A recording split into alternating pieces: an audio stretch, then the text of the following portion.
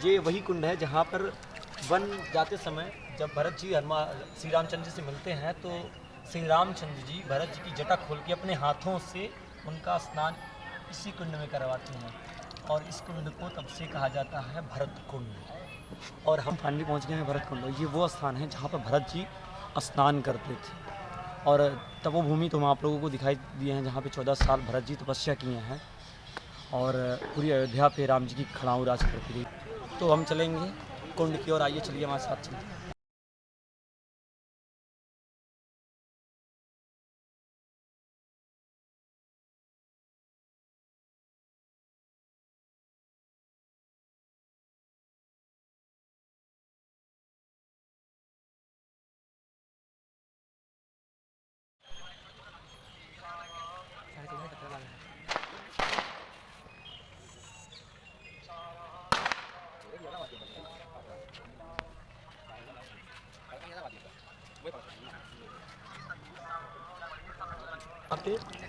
हाँ, ये बता रहा था, हम भूल ही गए। यहाँ इस कुंड के अंदर 7 कुआं हैं, जैसा कि हम सुनने में पाए यहाँ पे 7 कुआं है। ये सत्य बात है क्या? हाँ, ये सत्य बात है, क्योंकि अभी आप जो ये देख रहे हैं, जैसे ये गोलाई बनी हुई है। हाँ, हाँ। यहाँ पे गोलाई बनी है। यहाँ पे तो जनरली कुआं है, बाकी इसके बाद कितने कुआं हैं ये कोई नहीं कह सकता। बाकी यहाँ जो गोलाई बनी है इससे थोड़ी दूरी पे एक कुआं है। अच्छा। क्या कहते हैं, और यहाँ का पानी हमेशा, चाहे जितना पानी बरसेगा वो ऊपर तक कर जाता है, चाहे जितना भी पानी बरसेगा, बट यहाँ का पानी वाइट नहीं होगा, वो हरा ही रहता है। यहाँ पे अक्सर यात्री दूर दूर से आते रहते हैं घूमने टहलने। यहाँ पे जो है गहराई इसकी कितनी है?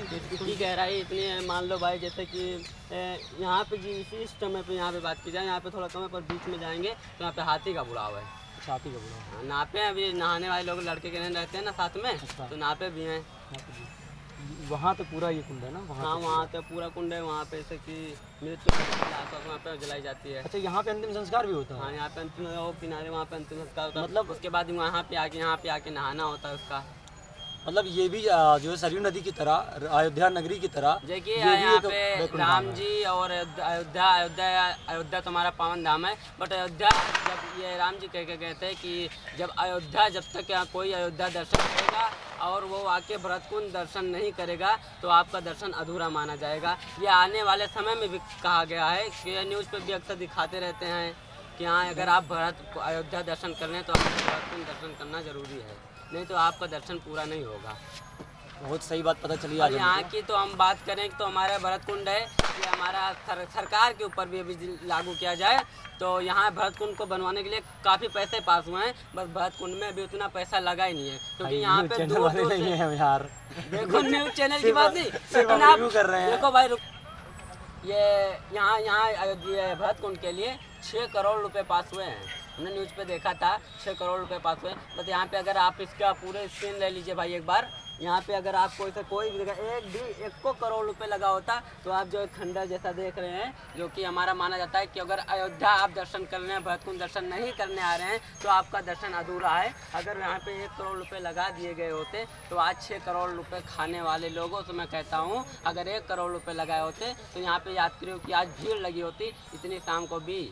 अच्छा भाई, ये बताओ हमें, जैसे दीप उत्सव होता है अयोध्या में हर साल, हाँ, होता तो है। उस दिन का यहाँ पे क्या सीन होता है? यहाँ पे वैसे नॉर्मली होता है। अच्छा, मतलब यहाँ पे कोई मतलब लोग कोई आसपास के लोग दीपक वो नहीं रहते हैं? आते हैं, बट जैसे आप ऐसे हो जाते हैं, बट रहना यहाँ भी चाहिए। अच्छा, नहीं क्योंकि होना जब चाहिए। माना गया है कि अगर आप अयोध्या दर्शन करने हैं, भरतकुंड पर दर्शन करने नहीं आ रहे हैं तो यहाँ पे भी होना चाहिए ना। अच्छा, अभी यहाँ पे दीप उत्सव का मुझे लग रहा है आने वाले समय में यहाँ पे भी होगा। हाँ, होगा, क्योंकि जिस तरह से काम हो रहा जिस है, तरह से काम हो रहा है, कहना है कि आप अयोध्या दर्शन कर रहे हैं, भरतकुंड दर्शन नहीं कर रहे हैं, तो जिस तरह अयोध्या में हो रहा है आज नहीं तो कल यहाँ पे भी हो। यार बहुत बहुत धन्यवाद, आपने इतना बताया कि अयोध्या के मतलब भरतकुंड के दर्शन के बिना अयोध्या दर्शन अधूरा रहेगा।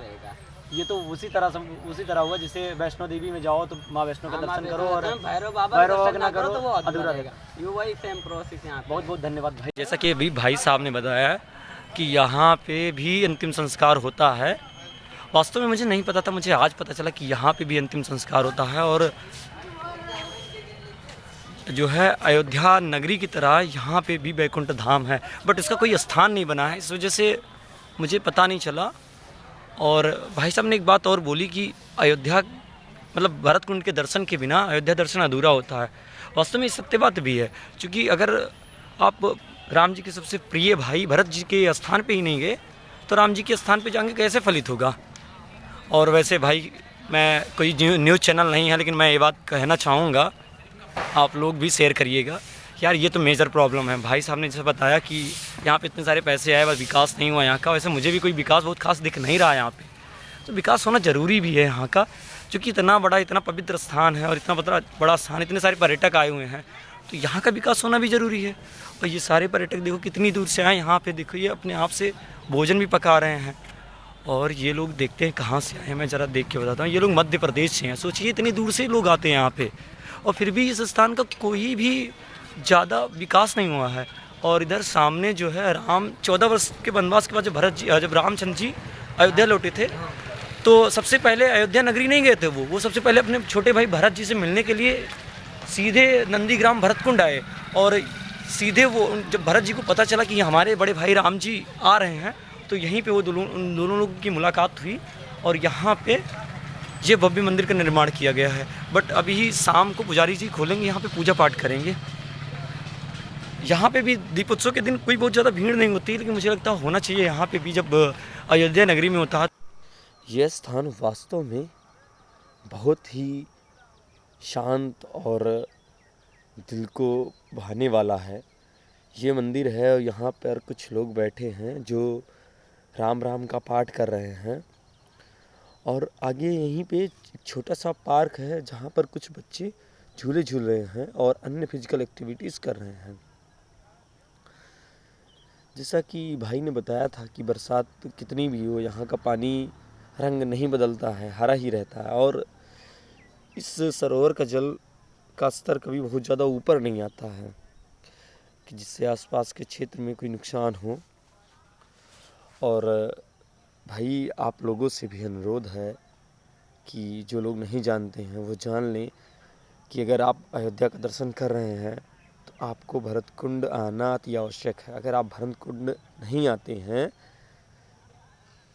तो आपका अयोध्या दर्शन अधूरा रह जाएगा, क्योंकि जब तक आप नंदीग्राम भरतकुंड का दर्शन नहीं करेंगे तब तक अयोध्या दर्शन कभी फलित नहीं होगा। यहाँ देखिए सूर्य की किरणें किस तरह से सरोवर पर पड़ रही है और इसकी सुंदरता को और भी ज़्यादा निखार रही है। जैसा कि मैंने पिछले वीडियो में बताया था कि नंदीग्राम भरतकुंड में जितने भी बरगद के वृक्ष हैं वो कभी नई शाखा नहीं बनाते हैं, उनकी बंवर आती है, रास्ते में ही सूख के रह जाती है। और वही दृश्य यहाँ पे भी देखने को मिलता है। यहाँ पर अभी मैं दिखाता हूँ एक बरगद का पेड़, जो कि मैं देखा तो मुझे काफ़ी अच्छा लगा कि ये बरगद का पेड़ है, इसकी भी शाखाएं नीचे नहीं आ रही हैं। और वो बरगद का पेड़ अभी मैं दिखाता हूँ आप लोगों को। ये देखिए वो बरगद का पेड़ है जिसकी शाखाएं नीचे तक नहीं आती हैं, ना कोई शाखा नहीं बना रही है, मतलब इसकी बौर ज़मीन को नहीं छूती है, रास्ते में सूख जा रही है। और ये है गया बेदी, जहाँ पर सर्वप्रथम भरत जी ने अपने पिता दशरथ जी को पिंडदान किया था। तब से ये मान्यताएं हैं कि अगर आप यहाँ पर पिंडदान नहीं करते हैं तो आपका गया जाना कभी फलित नहीं होगा।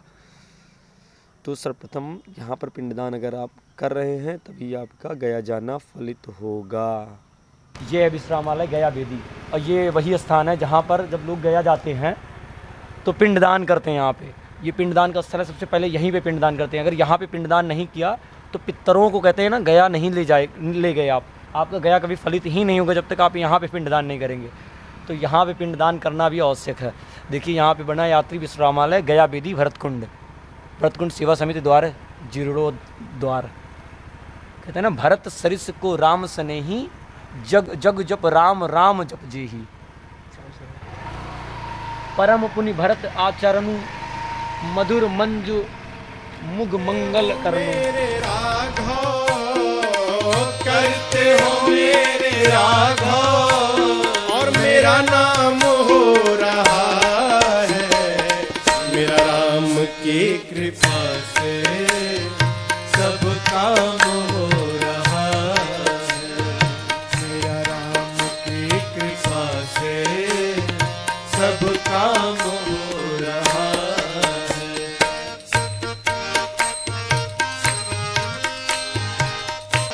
तूफान आंधियों